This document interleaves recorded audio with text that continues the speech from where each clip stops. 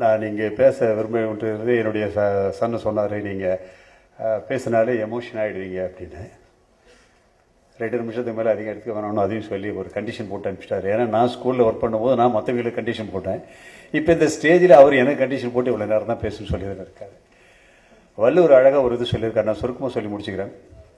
ஈன்ற பொழுதில் பெரிதுவோக்கும் தன் மகனை சான்றோன் என கேட்ட தாய். அதுக்கு அர்த்தம் புரியும் எல்லாருக்குமே.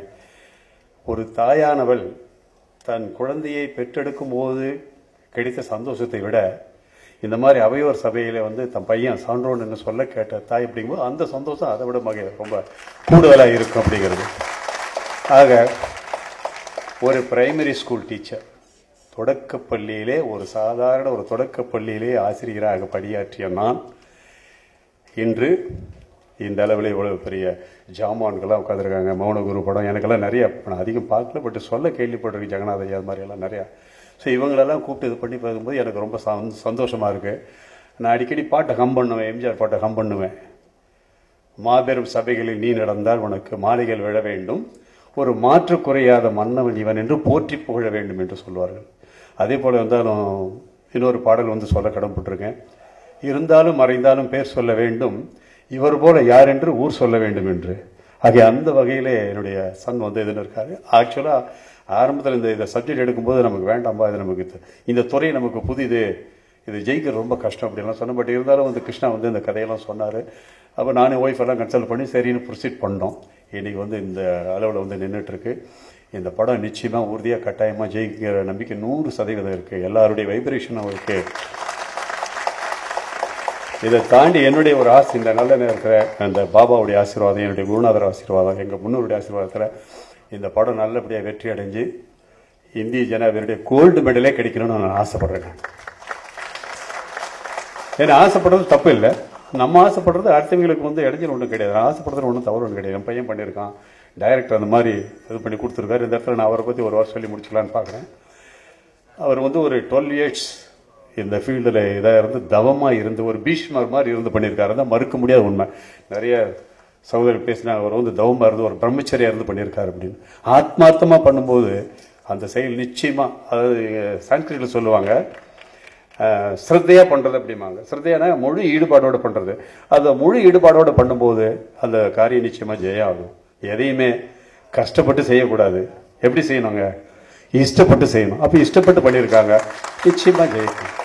ஆகையால் இந்த நல்ல நேரத்தில் எனக்கு வாய்ப்பு கொடுத்த எல்லா உள்ளங்களுக்கு நன்றி காணிக்காக்கி இந்த படம் மாபெரும் வெற்றி அடைய வேண்டும். அது தமிழ் ரசிகர் பெருமக்கள் கையில் தான் இருக்குன்னு கூறி இந்த வாய்ப்புக்கு நன்றி கூறி அமைகிறேன். நன்றி, வணக்கம்.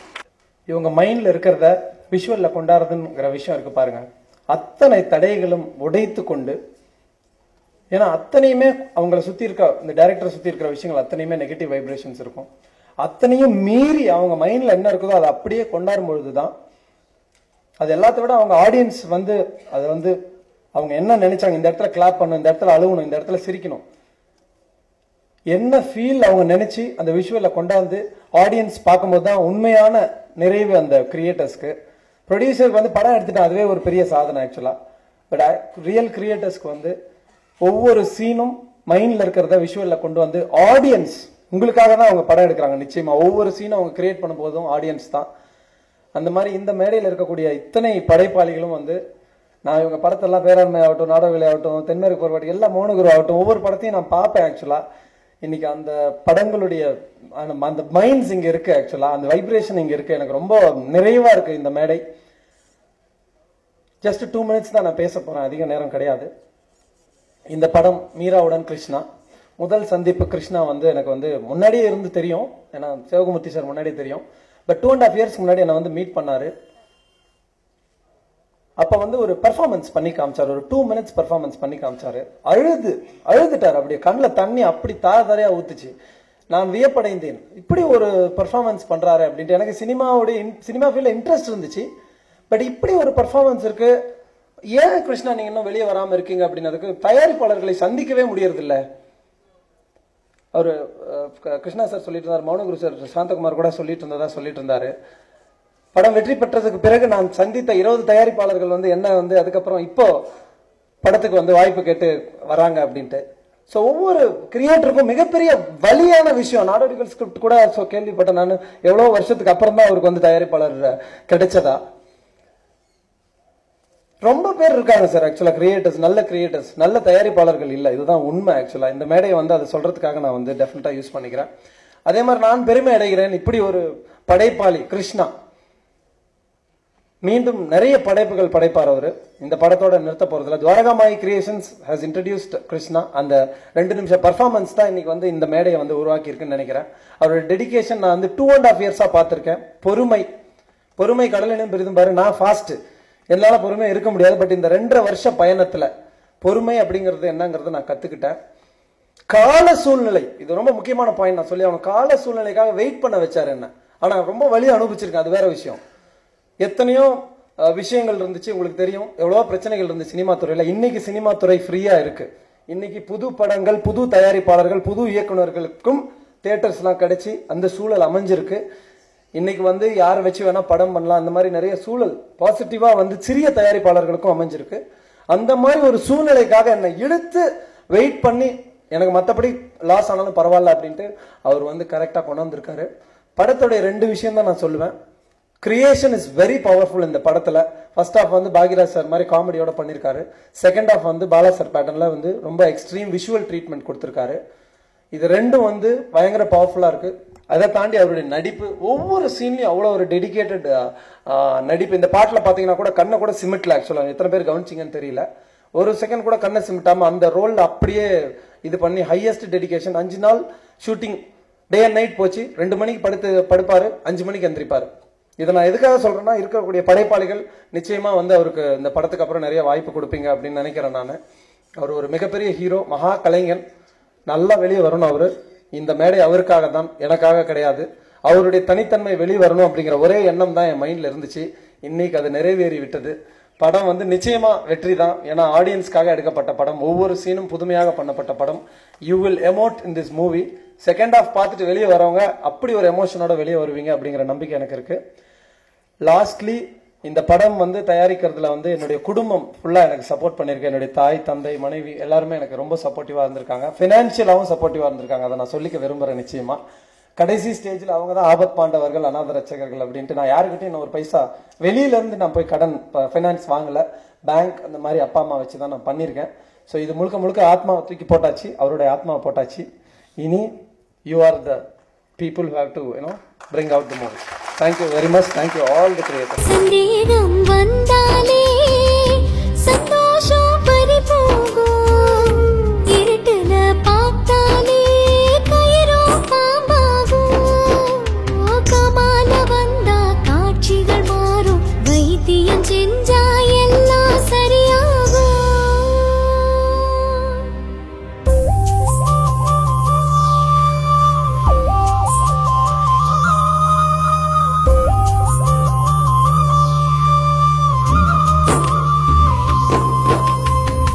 மேடையில் இன்னைக்கு நான் வந்து நிற்கிறேன்னா இதுக்கு வந்து 3 பேர் காரணம். முதல்ல உங்களுக்கு நான் நன்றி சொல்லி ஆகணும். தயாரிப்பாளர் என் தம்பி அருண் விஜய், இவரை என் தந்தைக்கு சமமான என் அண்ணன், அவர் தான் அறிமுகம் செஞ்சு வச்சார். அவருக்காக தம்பி இப்படியே தெரிஞ்சுக்கிட்டே இருக்கேன், என்னைக்கு வருவேன், சுற்றி என்ன ஏது ஒன்றும் புரியவும் மாட்டேங்குது. அவர் சொன்ன மாதிரி நான் புரியாத புதிர் தான், சினிமா தவிர எதுவும் யோசிக்கிறதே இல்லை. கோயிலுக்கு போனாலும் ஏதாவது சாப்பிட்டு இப்படி வைக்கலாமான்னு இருப்பேன், எல்லாரும் சாமி கொண்டு விட்டுருப்பேன் நினைப்பாங்க. அப்படித்தான் இருந்திருக்கேன். அவரோட அறிமுகம் தான் எனக்கு இந்த படம் கிடைக்கிறதுக்கு முதல் விதை. அதுக்கடுத்து அவங்க குடும்பத்தார் முதலில் வேண்டாம் என்று சொன்னாலும் என்னை பற்றி அறிந்த பிறகு இந்த படத்தை இந்த தம்பி நல்லா பண்ணுன்னு சொல்லி அவங்க குடும்பத்தினர் கொடுத்த மிக பெரும் ஆதரவு. அடுத்து எங்கள் தாத்தா PS சீனிவாசன் சேலத்தில் உட்கார்ந்துருக்காரு. அவர் அந்த திரைப்படம் வெளியே வர்றதுக்கு மிகப்பெரிய காரணம். அவர் தான் வழிமொழிந்தது, இதை நீ பண்ணு தாராளமா.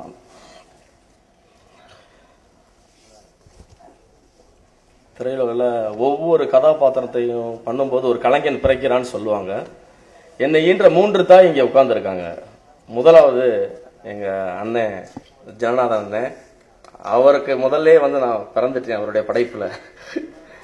அடுத்து எங்க அண்ணன் சமுத்திரக்கண்ணி அண்ணன், அவருடைய படைப்புலையும் ஒரு கருவான இருந்திருக்கேன் ஒரு சில பகுதியா, பெருமைப்படுறேன் நான். அடுத்து பூ சசி அண்ணன், அவருடைய படத்திலையும் ஒரு சின்ன படைப்புல ஒரு அங்கம் வந்திருக்கு. எனக்கு இங்க 3 தாய் இருக்காங்க. ரொம்ப நன்றிண்ணே வந்து சிறப்பித்ததுக்கு. அடுத்து நண்பர்கள், என் நண்பன் சாந்தகுமார், என் அண்ணன் சீனு ராமசாமி அவர்கள், இலக்கியவாதி. அவர் பேசினாலே தீப்பொறி பறக்கும். அவருடைய அன்புக்கு மிகுந்த நன்றிண்ணே வந்தது. மூர்த்தி அண்ணன் அவர்கள் எவ்வளவோ மேடைகளில் ஏறாம அது இதுன்னு சொல்லி டபாச்சிக்கிட்டே இருப்பாரு. எனக்காக ரொம்ப கெஞ்சி கேட்டு நீங்க வந்தே ஆகணும்னே கண்டிப்பான்னு சொன்னதுக்கு வந்ததுக்கு மூர்த்தி அண்ணே உங்களுக்கு ரொம்ப நன்றி வந்ததுக்கு. அதுக்கப்புறம் என் தம்பி செந்தில் பிரசாத், இந்த படத்துல மிகப்பெரிய பங்கு இருக்கு அவருக்கு. நல்ல டெடிகேஷனான ஆள். ராத்திரி 2 மணிக்கு ஃபோன் பண்ணி ரிங் பண்ணா எடுக்க மாட்டான்னு நினைப்பேன். சொல்லுங்க சார்பார், நான் இங்கே தான் உட்காந்துருக்கேன். திருப்பி திருப்பி சொல்ல கேட்டுக்கிட்டே இருப்பாரு. திருப்பி என்ன மாத்தி கேட்கிறான்னு கோவமே வராது அவருக்கும். அப்ப என்னையே சொல்றாரு, ஏதோ தெரிஞ்சதை பண்ணிருக்கேன். முதல் படம்னால எல்லாத்தையும் நான் வந்து எனக்கு தெரிஞ்சதை பண்ணிருக்கேன். இந்த படத்தை நீங்க எல்லாரும் கண்டிப்பா பார்க்கணும், பார்ப்பீங்க நம்புறேன். ஏதாவது தவறு இருந்தா மன்னிச்சிருங்க அண்ணே, நீங்க எல்லாம் பெரிய ஆட்கள் உட்காந்துருக்கீங்க, முதல் முயற்சி, அதனால நீங்க படத்தை பார்த்து தவறு இருந்தா மன்னிச்சிருங்க, அடுத்து திருத்திக்கிறேன். அதனால ரொம்ப நேரம் பேச வாய்ப்பு இல்லை. இந்த மேடையில நன்றி நான் அத்தனை பேருக்கு சொல்லிக்க வந்திருக்க பத்திரிகையாளர்கள், தொலைக்காட்சி நண்பர்கள் மற்றும் தியேட்டர் உரிமையாளர்கள், தியேட்டர் அலுவலர்கள் மற்றும் எல்லாத்துக்கும், விடுபட்ட நண்பர்களுக்கும், மதுரையிலிருந்து வந்த என்னுடைய நண்பர்களுக்கும் நான் அந்த தருணத்தில் நன்றி சொல்ல விரும்புகிறேன். அதுக்கப்புறம் எனக்கு ஒரே ஒரு கோரிக்கை இந்த மேடையில் என்னன்னா, படம் எடுத்தாச்சு, இந்த படத்தை மக்கள் பத்திரிகையாளர்கள் நீங்க 2 பேரும் சேர்ந்தா ஹிட் பண்ண முடியும், இல்லாட்டி இது சாத்தியக்கூறு இல்லை. படம் நான் நல்லா பண்ணிருக்கேங்கிறத விட நீங்க தயவு செய்து பாருங்க, பார்த்துட்டு உங்களுக்கு பிடிக்கும் பட்சத்தில் பை மெரிட் நல்லா இருந்தா ஒரு 100 பேரை பார்க்க சொல்லுங்க. ஏன்னா நான் எப்பயுமே சொல்லுவேன், எனக்கு பிட் பேப்பர் வேணாம், ஹால் டிக்கெட் மட்டும் எதிர்பார்க்கிறாங்களாம். எனக்கு எக்ஸாம் தான் எழுதணும், பேனால் எழுதுறேனா பென்சில் எழுதுறேனா குச்சியான்றது இல்லை, விடை கரெக்டா இருக்கும், அதுல எந்த மாற்றம் இல்லை. அந்த நம்பிக்கையில நான் அந்த படத்தை பண்ணிருக்கேன், உயிரை போட்டிருக்கேன், ஆத்மா போட்டிருக்கேன். ஏன்னா இப்படிப்பட்ட தாயை ஈண்டெடுத்த ஒரு மகனாவே இருந்து இந்த படத்தை பண்ணிருக்கேன். கண்டிப்பா ஜெயிப்பேன் உங்க ஆசீர்வாதத்தோட. அதனால மீண்டும் வெள்ளி விழா மேடையில் நிச்சயம் நாம சந்திப்போம். நீங்க எல்லா பேருமே வரணும், நான் அதை விரும்புறேன். மீண்டும் அனைவருக்கும் நன்றி நன்றி நன்றி நன்றி நன்றி.